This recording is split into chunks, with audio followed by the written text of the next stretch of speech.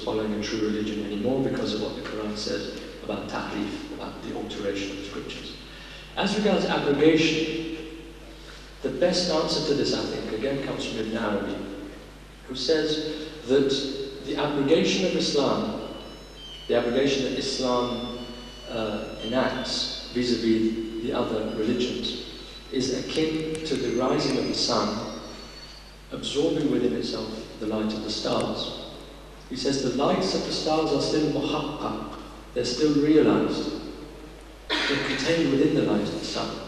But he, and this is almost verbatim from Ibn Arabi, he who maintains that the abrogation of the other religions by Islam means that those other religions have become batil, they are ignorant. That is the opinion of the ignorant. They do not become batil, they do not become invalid. So he converts the whole doctrine of abrogation from being a negation of other religions into being an affirmation of the completeness of Islam. That it's for this reason, he says, that we are commanded to believe in all the prophets. So the very completeness of Islam means that the previous religions cannot be abrogated, but on the contrary, vivified. They get given a light even greater than their own, that of the sun. When the lights of the stars are, as it were, absorbed within the sun, but their own lights are still realized, it means not that the sun effaces the lights of the stars, but the very contrary. The lights of the stars are actually intensified through their attachment and identification with a much greater light, that of the sun. Now, of course, this will not be very well appreciated by Christians and Jews who say, well, you don't really like the idea of our religions being equated with stars and Islam being with the sun. But each of those religions, in turn, will, to the extent that they have any openings to the universal dimensions of their own religion, will, of course, affirm the contrary, that we, the Christians, or we, the Jews, in fact are the sun and the other religions of the stars. But what I'm proposing is at least the way in which antagonism and mutual and sort of rivalry about who has the best religion or the better one can be at least attenuated, so that religious exclusivism and upholding the normativity of Islam does not imply the negation of other religions, nor does it imply, of course, persecution of religious minorities, but it implies, on the contrary, an affirmation that Islam is the best religion, we believe, precisely because it's the most universal, precisely because we respect and we venerate the religions that came before, and we give the rights, the complete rights of those adherents, those religions, to practice their faith. I'd like to finish just then with the verse from the Quran which says, "Ud'u ila sabili rabbika bil hikmah wal maw'idati al hasana wajadilhum billati hiya ahsan." Call, it says in this verse, which I would take as being definitive in terms of dialogue and universality. Call unto the way of thy Lord. It's not unto the way of Islam here, it's interesting. Call unto the way of thy Lord with wisdom and with fair exhortation. I won't say preaching, it's maw'idha hasana. You might even say beautiful exhortation, beautiful exposition at a stretch. What we're called, and it says, وَجَادِلْهُمْ بِالَّتِي هِيَ أَحْسَنُ, and again we have a return to this root of beauty. And engage with them. Jadilhum can also mean dispute with them, but in the context of this verse it goes against the meaning. It sounds much better to actually say, call unto the way of thy Lord with wisdom and with beautiful exhortation, and have dialogue with them in that which is most beautiful. So we're called upon to use our wisdom, our intelligence, to go through our scripture and to think deeply about those verses which are of a universalist nature, and to juxtapose them, to think ways in which they can be reconciled with the more exclusivist ones. But as regards dialogue, what is the maw'idha hasana, and what is the fair means, the most beautiful means of dialoguing? Surely, I would contend, It is to dialogue with that which is the common patrimony, the common spiritual patrimony of mankind, all the revealed religions. And based on the exposition that I have given you, derived from the Sufi exegesis, I think it is not only possible, but necessary for people like us who are concerned with dialogue to engage with the other in the best possible manner according to our wisdom and according to the requirements of beauty. And that beauty means that we base our dialogue not on differences that bring about antagonism, but upon the common ground on which we're united. And the Quran gives us ample evidence. We don't need to go any further in the Quran itself to see that we have dialogue not just on the basis of coexistence, dialogue not just in order to exchange information, but a dialogue which is enriching on the most essential plane, that of immutable values, contemplative insight, and spiritual realization. Thank you very much.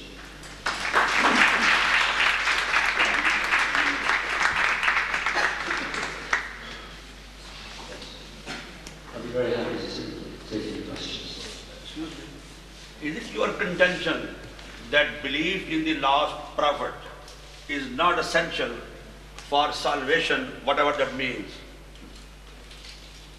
Any follower of any other religion, if he is a good person and follows the proper practices, like Abdul Kalam Azad says, universal truths are the same in all the religions, he can go to heaven or he can be sold. You're asking if I agree with Kamal with Abdul Kalam Azad's contention? No, I'm not. According to Kashani, you said that he believes, that finality of the prophet, belief in the finality of the prophet is not essential. Even if you don't believe in this, you can have salvation, whatever that means. Well, look at it from the point of view of time.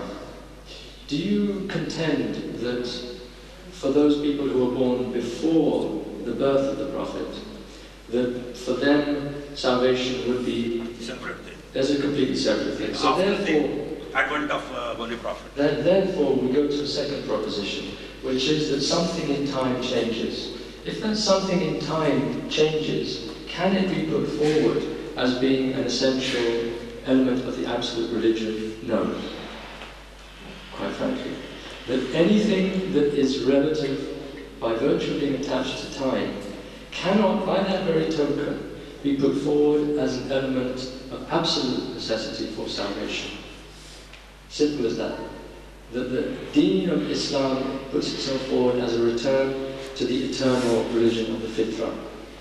So when the Quran said in that verse, which Tabari says cannot be abrogated, that those who are Christians and Jews, it refers not just to the Christians and Jews who came prior to the advent of the Prophet, but also throughout the rest of the cycle of this, the phase of this cycle of existence. So the short answer is that it would be illogical from a spiritual point of view, it may be logical from a certain theological point of view, but from a spiritual point of view, it would be illogical to say that salvation is attendant upon the belief in the Prophet as the last Prophet. Because it would mean that the Jews and the Christians and the protected peoples in Islam who don't accept the finality of the Prophet would then be a people who are protected despite their total heresy and their absolute inability to attain salvation.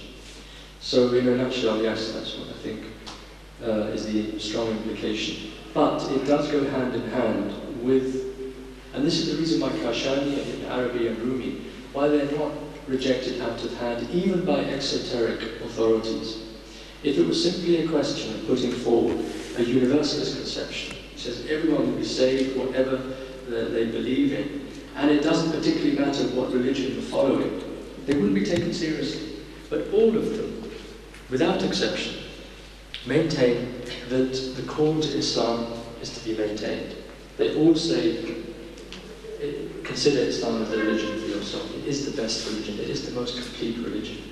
But the very completeness means the affirmation of all that came before it, and the negation of the idea that you must believe in this, this, or this in order to be saved. They say what the Quran says: believe in God, act virtuously, and God's grace will be attracted to you. But as the Prophet said when they asked him, he said, no one enters paradise through their actions. And they said, not even you, and he said, not even me.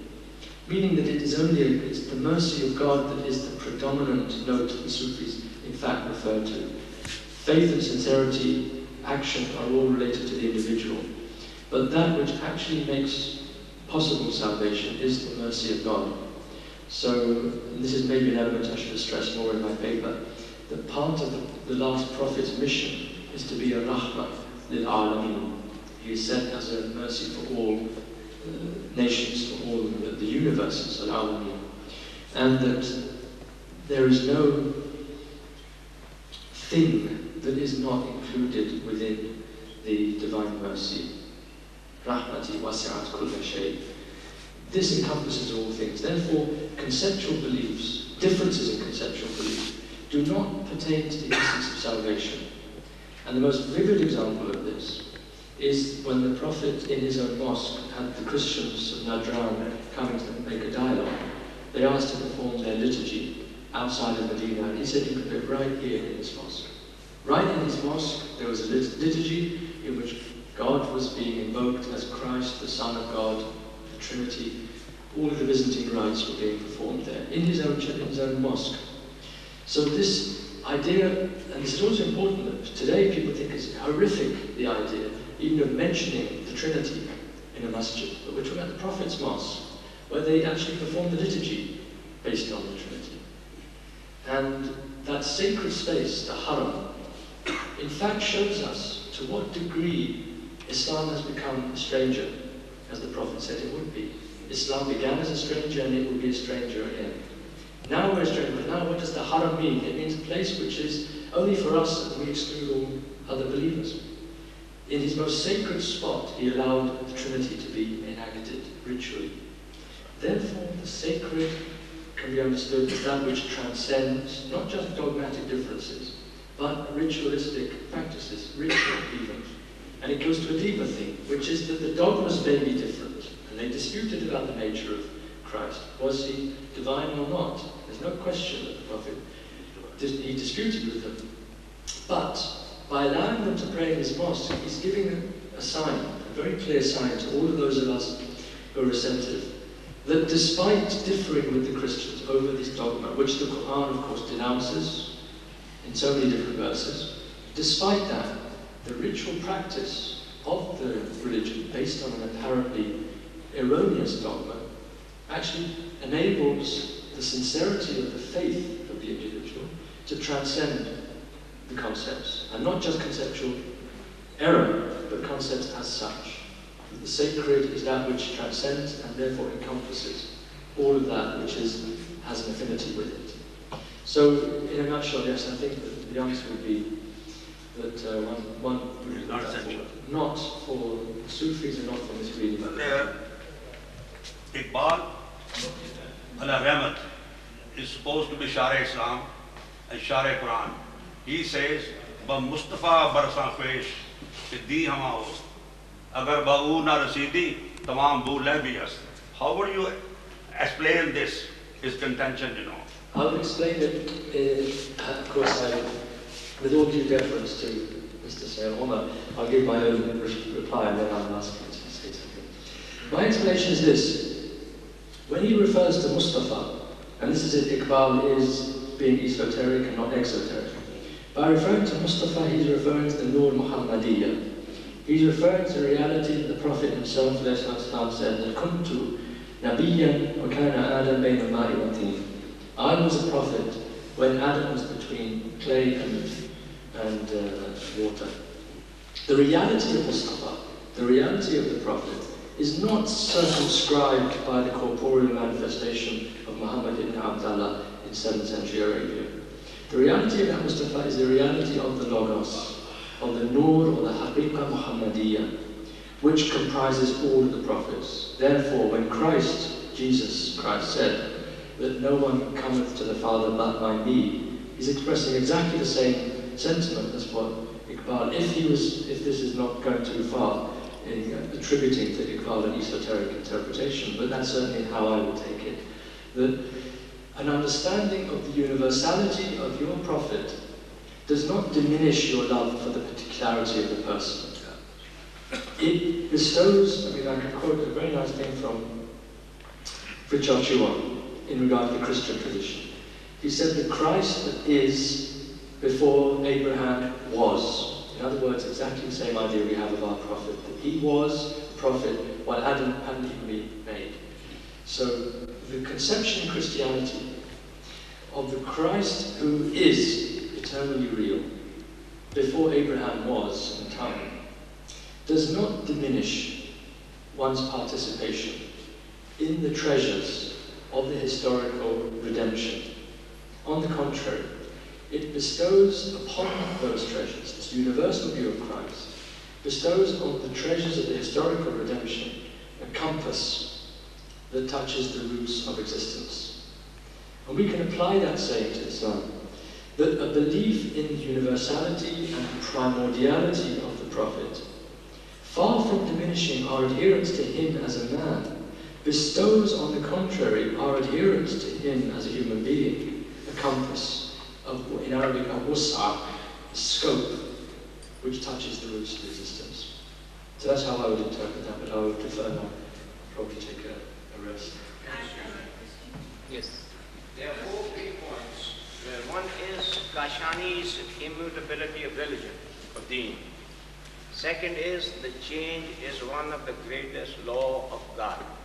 Third is Toynbee's remark that rationalism is a gift of Islam to the Western world.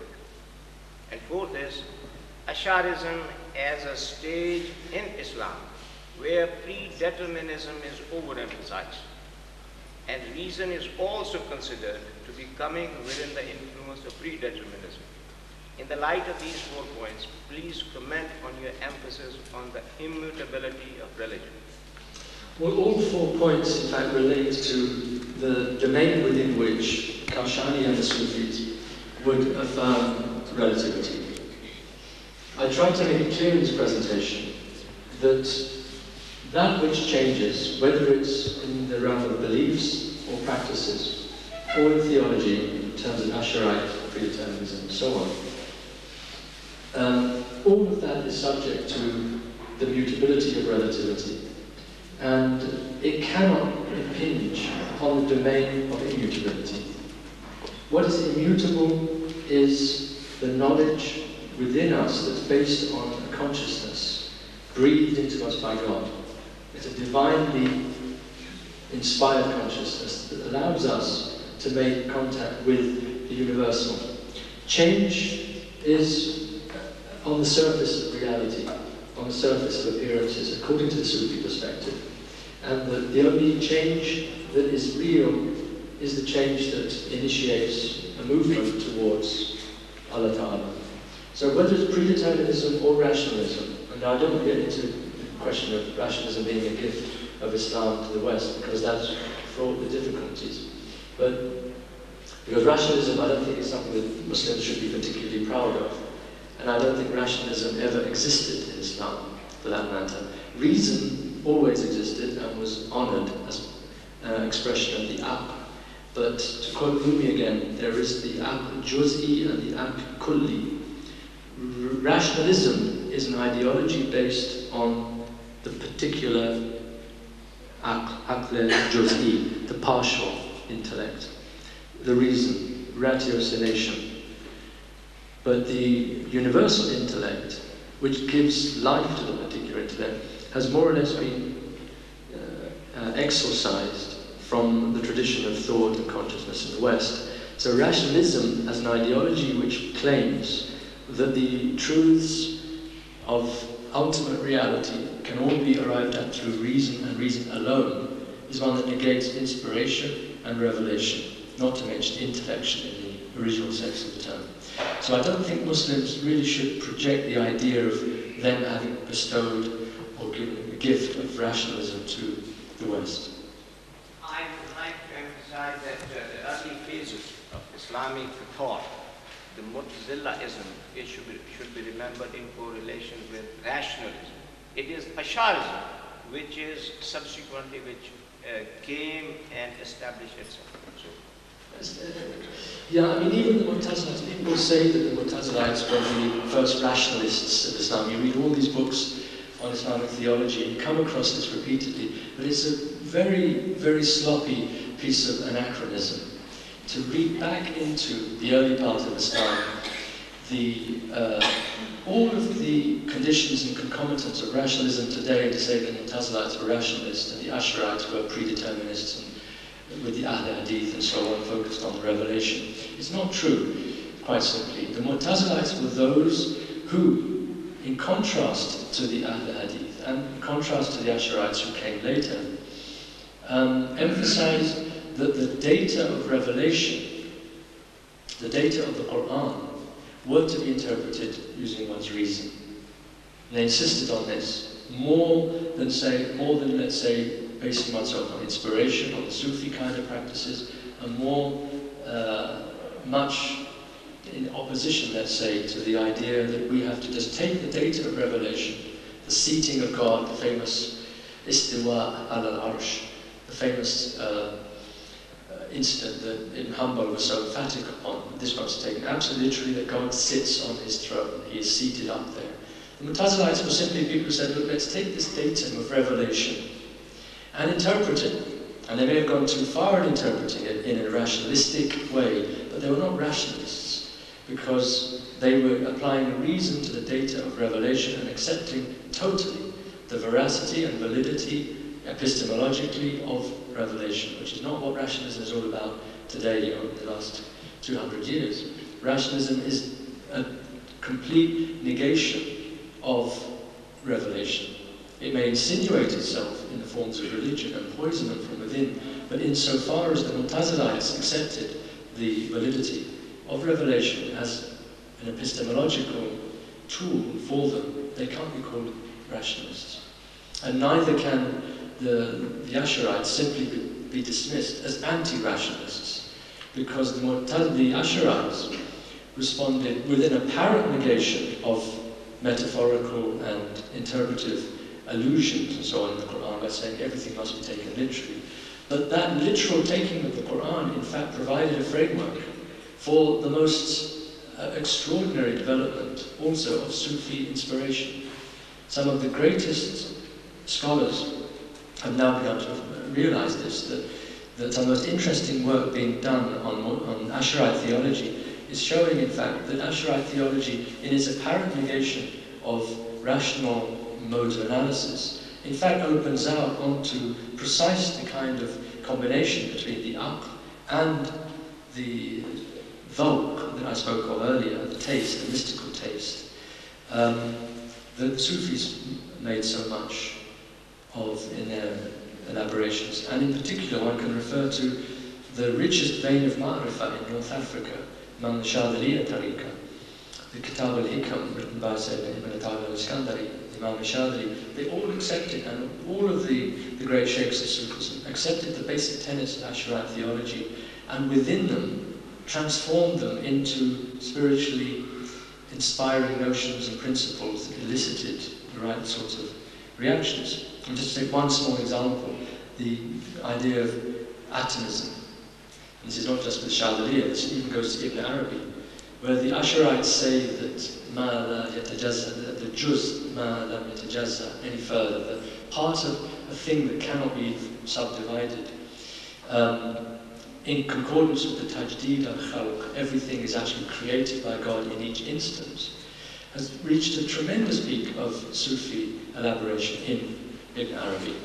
The notion of God creating everything in each instant does not simply mean that everything is predetermined. It means that in every moment one has to be aware of the divine presence, of the divine omnipresence, one might say, ubiquity. So an apparently narrow theological dogma becomes, in the hands of the Sufis, something quite different, and it's transformed. And it's not just anti-rationalism versus the rationalism of the Mu'tazilites, by any means. Can I just, on the person who's gone,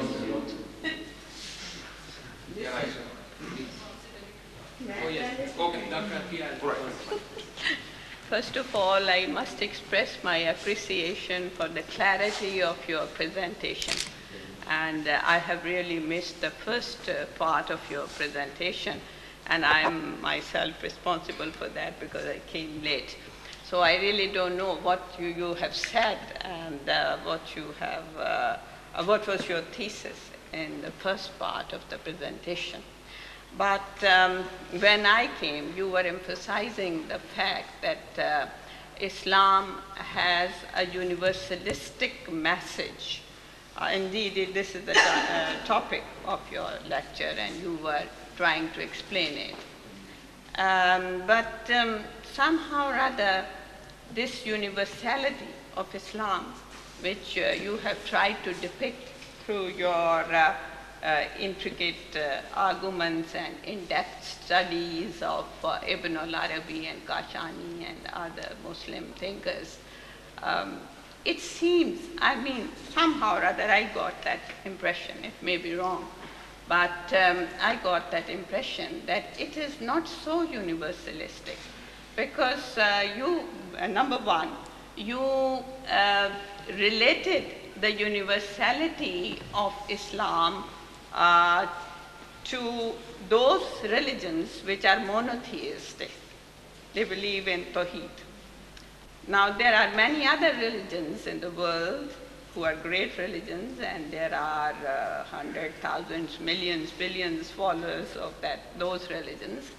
They are either not monotheistic, or there is no monism, Tawheed in their philosophy, or they are silent about God, as in one particular sect of Buddhism.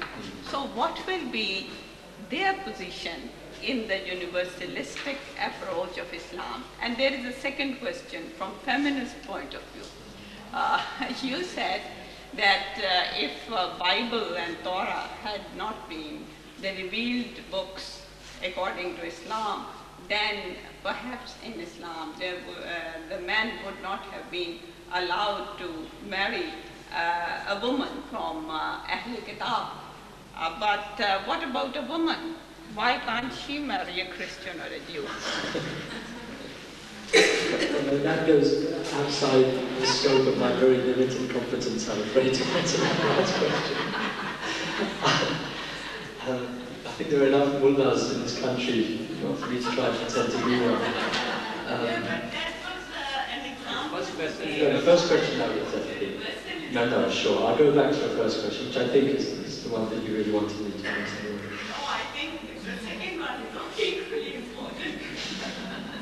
Well, perhaps I'll answer. This is so hard to answer that question. No, but I go back to the first question and just say a few things. People often say that Hinduism is not a monotheistic religion. When you look at Advaita Vedanta, which expresses the quintessence of the Hindu tradition, the very word Advaita, non-duality, actually means nothing other than Tawheed. And when we look at the religions that have all been subject to different degrees of degeneration and decay, no one doubts that, including our own religion, unfortunately. We can see that its institutions and thought generally have been declining. So we have to ask ourselves, with the criteria that we have from the Quran and from our own spiritual intuition, investigate the other religions. In Arabic says we should investigate the beliefs of others and see to what extent revelation is there. And what are we using to evaluate this? Are we just using a standard that says anything that sounds different from La ilaha illallah Muhammadan Rasulullah? Is that my criterion? I don't see those words, I don't see anything similar to it. Or is my criterion that there is no reality but the one reality, and that there is a prophet, there is a message, there is a religion which leads back to that reality? If it's the latter, and if we use our intelligence, which is God-given, in accordance with the criteria we derive from revelation, I contend we can find the essential elements of Tawheed, that which is immutable. You may not have been here when I spoke about that. That which changes not, according to time and place, in action and in knowledge. We can find those essential elements in the religion of Hinduism quite clearly in the religion of, certainly when you look at Advaita Vedanta. Even if the rites and the rituals seem so different from what we are used to, nonetheless we have to take, again I go back to this symbolic allowance by the Prophet of allowing these Trinitarian rituals to be performed in his own mosque. So in Hinduism you certainly have that. In fact, I was just reading the other day in part of my work on Imam Ali, a sentence which is almost exactly the same as that which has no second. He says, he's asked, what do you mean when you say that God is one? And this is on the eve of battle, in fact. He was asked this question. And people said to him, look, he's just about to go and engage with Muawiyah, this is not the time to be asking such questions. And the Imam said, no, you can come and ask me this question, that's what I'm here for. So the man came, and he said that the Imam's response was that he's one, not in the sense of number. And then he gives you a formulation which is identical to Advaita. He says, Alladhi laysa lahu bithanin, that which has no second, does not enter into the category of number. And if you look carefully, this is why in my thesis, my PhD thesis, I focused on Ibn Arabi, Eckhart, and Shankara, to see to what extent their perspectives on the ultimate reality converge. And that can become a criterion for us not to look at the rites and the rituals, and even sometimes the concepts that have become part of the religious framework of a religion like Hinduism, but to look at its most transcendent aspect and say, is this something that we could see that has affinity, correspondence, analogy, or ultimately identity with our own religion? And that's what I think we can find, which is why in the title of one of the most important books on this subject, The Transcendent Unity of Religions, that's what's being affirmed by Fritjof Schumann and the School of the Perennialists. It's not the unity on the level of forms and concepts at all. It's a unity on the transcendent plane, which is evoked, indicated by different dogmas and different practices. That's one way of looking at Hinduism anyway, to focus on its transcendent aspect and to say that this is something essential, and other things that we may not understand or which may be subject to negation at different levels, we can leave that with God and with the Hindus. But from our point of view, we look at what is ahsan. According to this verse that I cited at the end, call unto the way of the Lord with wisdom and with beautiful exhortation, and do not have dialogue except in that which is ahsan. So we're looking for that which is most excellent in all of the different traditions. Now to go to Buddhism, where you said that there's no concept of God, when I quoted the verse in the Quran that said, Man amana billah wal yawmil akhir, he who believes in God and the Day of Judgment. And we see on the surface that Buddhism negates the idea of a Brahman. It only has the idea of anatta. There's no soul, there's no Atman, there's no Brahman. And then if we look at what the Buddhists actually mean when they negate the idea of Brahman, it's precisely that. They're negating what is called nowadays the reification of a concept. A concept that had become reified, so that in the time of the Buddha, what was being called Brahman was in fact not any longer the supreme reality, the one and only. It was an attachment to an idol whose name was Brahman. It was now a concept that had taken the place of the reality which it's supposed to express, but which it can never encompass. So the Buddha came as a kind of iconoclast. He broke the idols of mental attachment, which is precisely now going back to the perspective of the Sufis, who say that whoever believes La ilaha illallah, and yet is rooted in his consciousness that he is an autonomous, independent, separate agent from that one. He is what? A mushrik. He has become a polytheist. The Quran says, have you seen him who takes his own desire as his God? And the hawa, man ittakhadha hawahu ilahahu. He who has taken his desire as his own God. So if we can nuance our understanding of polytheism or shirk within our own religion, then we can understand what in other religions is being performed or implied through the apparent negation of a concept which relates to what we understand as God in our tradition. So the negation in Buddhism of the concept God is by no means a negation of that reality which is called God. On the contrary, when you look at what the Buddha nature is, when you look at what the Buddha says nirvana is, when you look at some of those sayings in the Pali Canon, you see that he says, if there were no, we have the becoming, the begotten and the changing. But the becoming and the begotten and the changing is only there because of that which does not become, does not change, does not beget. If it were not for that which does not become, not change, not beget, that which he said is non-compound, then there would not be any of these compounded things we see around us. Now what is the Buddha talking about when he's referring to the non-compound, the unbegotten, if it's not God, what we call God in our monotheistic parties?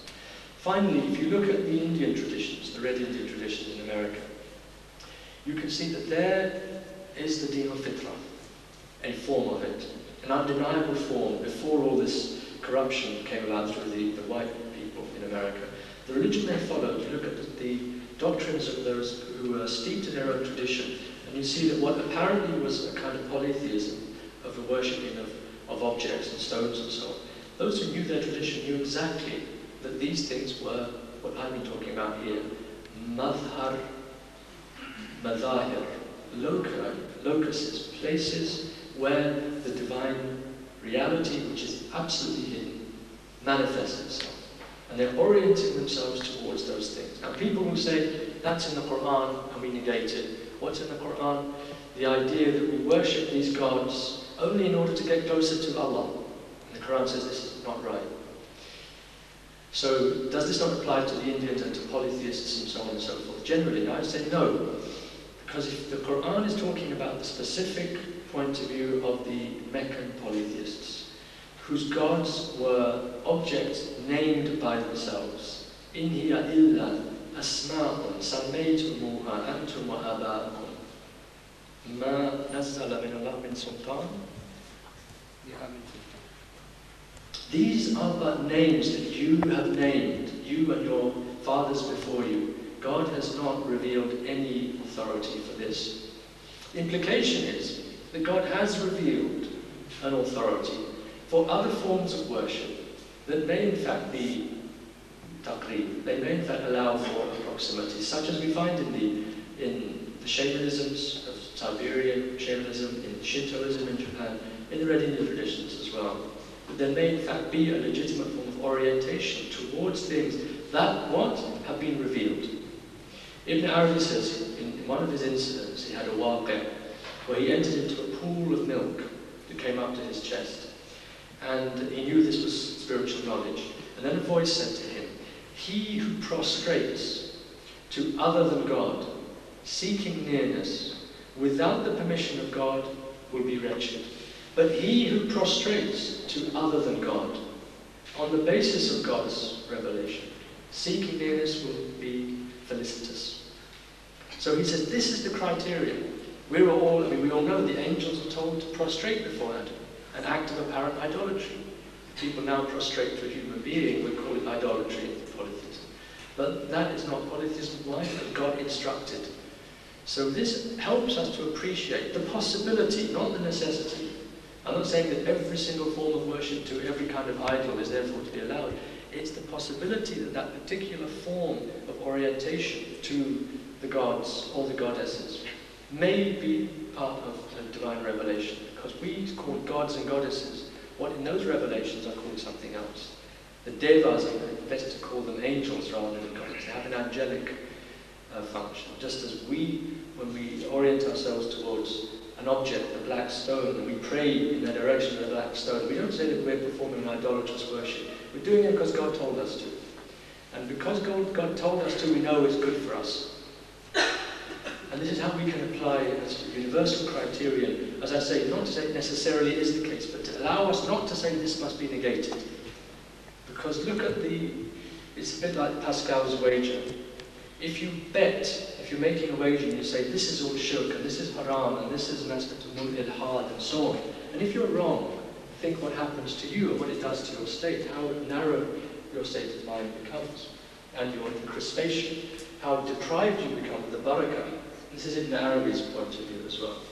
That if you can recognize the reality of God in the multitude of beliefs, your share in the hereafter of blessedness increases in proportion to your capacity to see the beauty and the truth of God in those beliefs and in those practices that initially were alien to you. And he quotes that famous hadith, the hadith where God appears to the believers and they say, "A'udhu billahi mink," we seek refuge in God from you. And he said, "Do you have a sign?" And this is in Muslim, this hadith as well, it's not an unknown hadith. "Do you have a sign by which you will recognize God?" And they said, "Yes, by these signs." And then God transmutes himself to conform to those signs, and then they start worshipping him. So Ibn Arabi says, just on the day of judgment, there are criteria by which people can recognize God and others by which they don't. So is the case here below. And we should not negate other people's beliefs and their worship just because it appears on the surface to be contradictory to our own, and the God they believe in appears to contradict the definitions or characteristics of the God that we believe in. So that's the key thing. Not that Muslims should say definitely that all of these forms of worship are validated because they are from God, but at least if we don't have the intuition that tells us, yes, this is divine and it leads to the divine, if we don't have that intuition, at least let us not have the self-righteous dogmatic conviction that this is all shirk and we're going to persecute or exclude those people altogether. Thank you. Dr. Kalmiya, I must congratulate you for dealing with all these difficult questions and giving your view most philosophically as well as mystically. I have a simple question to ask. In the light of the Quranic verses, Lakum Deenukum Waliya Deen, with reference to the kuffar and with reference to polytheism, how would you accommodate Christianity within your thought process of what you expressed to us today with reference to Trinity? Well, the Trinity can be understood as Satchitananda, being, consciousness and bliss.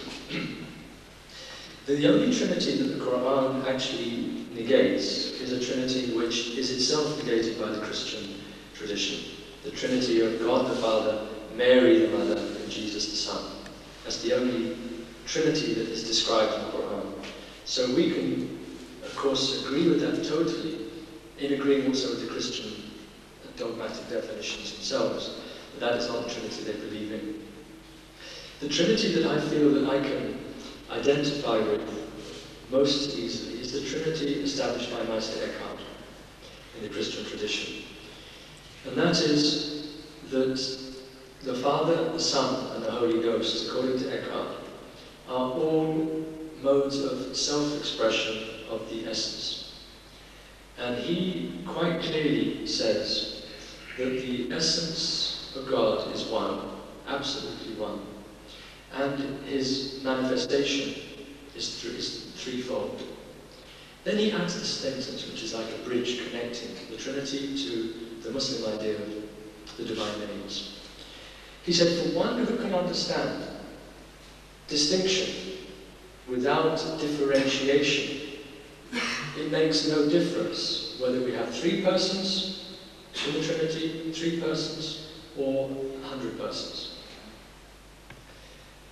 If you understand the profundity of that statement, it really does help to help us to realize that what is called the Trinity in Christianity is a threefold expression of what in Islam is called the 99 divine names. And Eckhart even chooses that number, 100.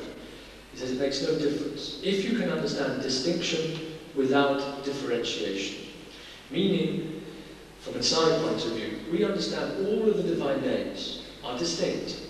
But if we say, is Al-Haq or An-Nur different from Allah Ta'ala?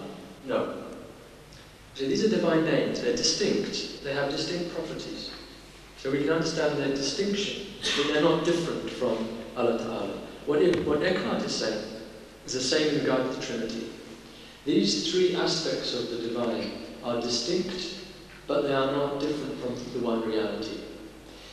This would be an argument only on the plane of mysticism and metaphysics, because what is impossible for any Muslim theologian, exoterically speaking, to accept is the divinity of Jesus and the Son.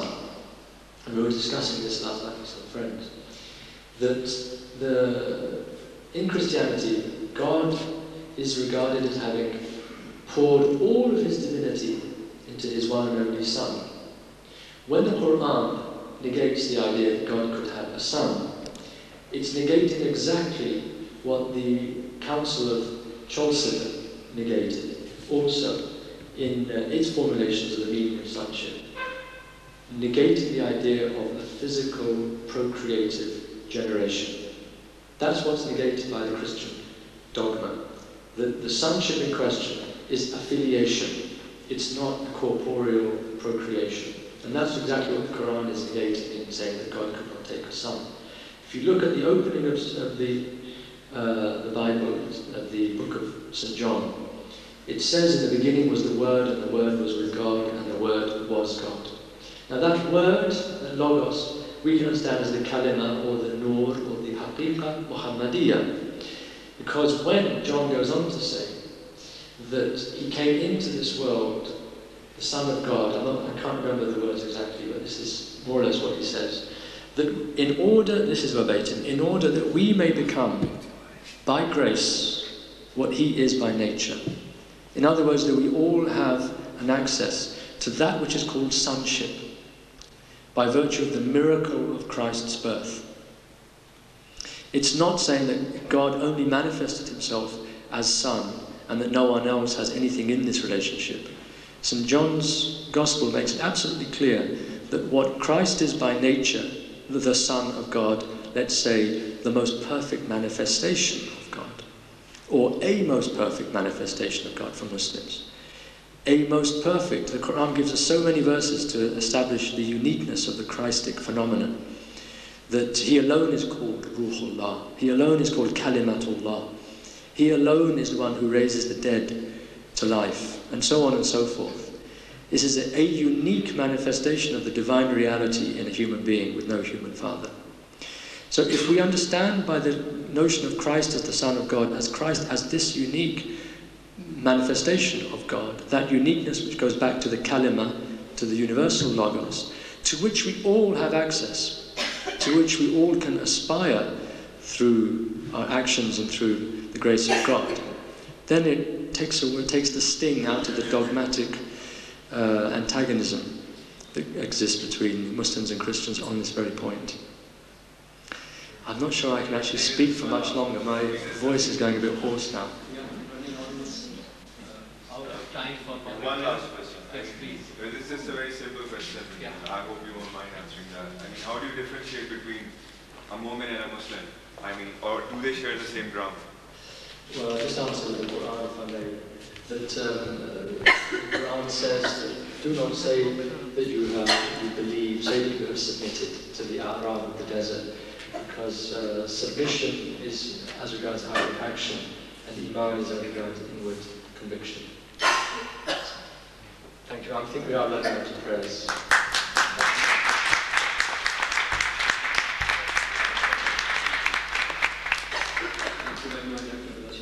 For your well-argued and well-articulated presentation and the following conversation. And thank you all for joining us today for the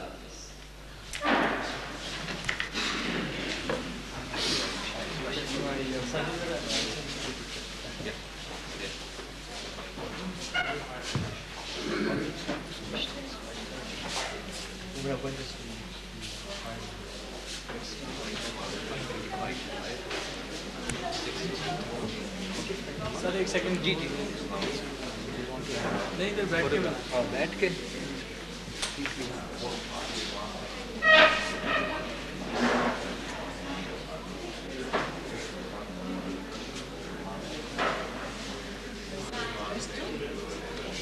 Yeah.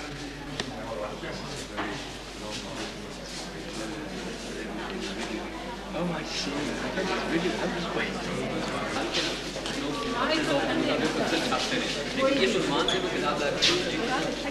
want to come here. No, the meaning.